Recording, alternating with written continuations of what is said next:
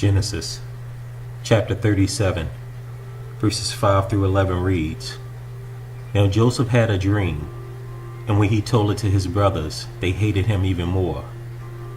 He said to them, Hear this dream that I have dreamed.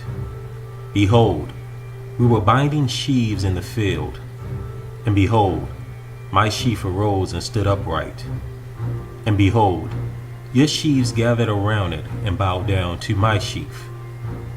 His brother said to him, Are you indeed to reign over us?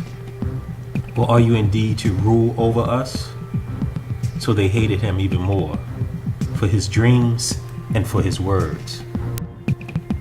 Then he dreamed another dream, and told it to his brothers, and said, Behold, I have dreamed another dream. Behold, the sun, the moon, and 11 stars were bowing down to me. But when he told it to his father and to his brothers, his father rebuked him and said to him, What is this dream that you have dreamed? Shall I and your mother and your brothers indeed come to bow ourselves to the ground before you? And his brothers were jealous of him, but his father kept the saying in mind. Genesis 37, verses 12 through 24. Now his brothers went to pasture their father's flock near Shechem. And Israel said to Joseph, Are not your brothers pasturing the flock at Shechem? Come, I will send you to them. And he said to him, Here I am. So he said to him, Go now, see if it is well with your brothers and with the flock, and bring me word. So he sent him from the valley of Hebron. And he came to Shechem. And a man found him wandering in the fields. And the man asked him, What are you seeking? I am seeking my brothers, he said. Tell me, please, where they are pasturing the flock. And the man said, They have gone away, for I heard them say, Let us go to Dothan. So Joseph went after his brothers and found them at Dothan. They saw him from afar, and before he came near to them, they conspired against him to kill him. They said to one another, Here comes this dreamer. Come now, let us kill him and throw him into one of the pits. Then we will say that a fierce animal has devoured him, and we will see what will become of his dreams. But when Reuben heard it, he rescued him out of their hands, saying, Let us not take his life. And Reuben said to them, Shed no blood.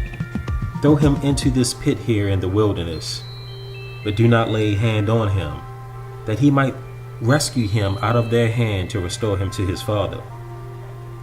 So when Joseph came to his brothers, they stripped him of his robe, the robe of many colors that he wore. And they took him and threw him into a pit. The pit was empty. There was no water in it. Then they sat down to eat. And looking up, they saw a caravan of Ishmaelites coming from Gilead, with their camels bearing gum, balm, and myrrh, on their way to carry it down to Egypt. Then Judah said to his brothers, What profit is it if we kill our brother and conceal his blood? Come, let us sell him to the Ishmaelites, and let not our hand be upon him, for he is our brother, our own flesh. And his brothers listened to him. The Midianite traders passed by, and they drew Joseph up and lifted him out of the pit, and sold him to the Ishmaelites for 20 shekels of silver. They took Joseph to Egypt. When Reuben returned to the pit and saw that Joseph was not in the pit, he tore his clothes and returned to his brothers and said, The boy is gone, and I, where shall I go?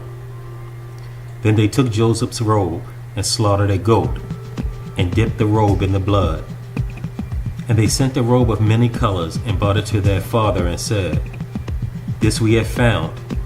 Please identify whether it is your son's robe or not. And he identified it and said, It is my son's robe. A fierce animal has devoured him. Joseph is without a doubt torn to pieces. Then Jacob tore his garments and put on sackcloth on his loins and mourned for his son many days.